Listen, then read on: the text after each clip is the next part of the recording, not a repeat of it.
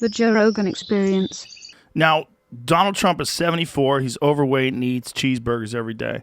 When a guy like that catches COVID and is fine in 4 days, people get very dismissive of it, unfortunately. Yeah. Right? What did he receive? What kind of treatment did he receive? And how different is it than what the average person would receive if they got sick? So he faced a very significant risk of death, and I think he got lucky. So remember, his doctors put him on dexamethasone. So far, we only have one proven drug that lowers your risk of death if you're seriously ill from COVID, and that's a very simple steroid called dexamethasone. And remdesivir has not been shown to lower mortality. It has been shown to lower your length of hospital stay, so there's some benefit to it, but it doesn't appear to lower your risk of death. What would be the difference between lowering your risk of hospital stay and lowering your risk of death? Why would they let you out of the hospital if you hadn't shown significant health improvements? And wouldn't significant health improvements signify that your body's recovering better?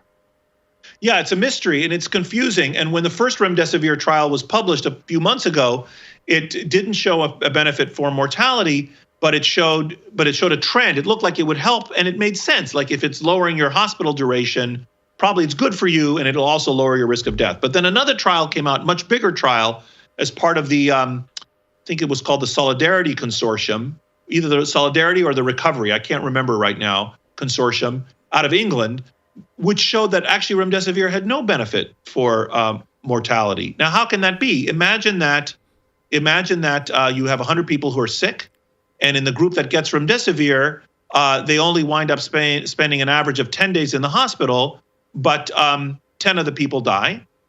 And in the other study, the people that did not get remdesivir, 100 people get sick, and they spend an average of 12 days in the hospital, but again, 10 of them die. So the remdesivir has lowered the hospital duration from 12 to 10 days, but it hasn't affected the probability of people dying. That's entirely possible. And that is, in fact, what appears to have happened. And this was a study, you said, that was in England? Yes, it was a large study that was, I think the subjects were not just in England. It was organized by a group of English scientists, either the Solidarity or the Recovery Consortium, and I just don't remember right now the name of it. But I want to go back to your question about the president. So the president was given dexamethasone, and when that happened, I stated publicly that either the president was sicker than they were telling us, so he was sufficiently sick that they wanted to give him dexamethasone, because giving dexamethasone early in the course of the disease, before you're very sick, actually can harm you. So you don't want to give it to someone at the beginning of their disease. You need to wait until they're sufficiently sick, and then it helps you. So either he was sicker than they told us, and so they were lying to us, or he was really needed the dexamethasone, in which case he faced a significant risk of death. So people in the trials that showed that the dexamethasone worked, 74-year-old overweight people, men, and men are a much greater risk of dying than women of this condition, who got the dexamethasone, they had about a 20% chance of death.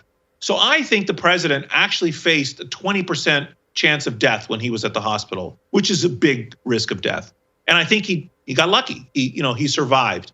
He was also given this cocktail of artificial antibodies to the disease, which I think is another promising approach to treating this condition. We don't yet have the results of those randomized controlled trials, but we'll also know soon if those drugs, help. So this was an experimental treatment that they gave him? Yes, they gave him not the dexamethasone. That was a well-documented treatment. Right, but the antibody cocktail was apparently the CEO of the company of Regeneron was his golfing buddy or something. I'm not exactly sure. So whatever it was, it seemed to be very effective. And then immediately I wouldn't conclude that. He went on a wild tweet storm. It seemed like he had a lot of energy. Well, the dexamethasone may have given him he had a steroid high. I wouldn't conclude that the antibody cocktail was necessarily effective. No. I didn't mean that. I meant the treatment, the overall treatment, whatever they gave him when he was in the hospital. The response was, for a 74-year-old guy to be back on the campaign trail with this rigorous campaign that he was doing 4 or 5 days later, pretty damn impressive.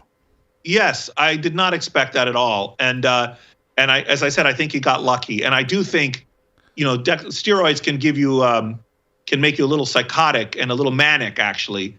And I think, can't really know from a distance, but to me, he had as a doctor, looking at him, I thought this man has a little bit of a manic feel to him. But then, they tapered his steroids and that went away. Just from the Twitter feed? Yeah. But isn't that how he always is? Well, I'm not an expert on Donald Trump's tweets, but if you just looked at some of the things, you're right. Maybe he was always that way. But if you look at some of the things he did, like I think the little having the Secret Service drive him around the hospital was a bit manic. That was like a very irresponsible thing to do. It exposed people to risk. It put his own health at risk. If you and I were in the hospital with COVID and we told our doctors, I just want to go for a drive around the block right now and let me out of the hospital. They would say no. That would not be a okay thing to do. He wanted to wave to people, right? Yes. Yeah, hilarious. Episodes of the Joe Rogan Experience are now free on Spotify. That's right, they're free.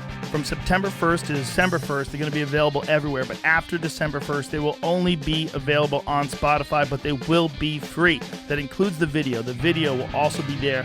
It'll also be free. That's all we're asking. Just go download Spotify. Much love. Bye-bye.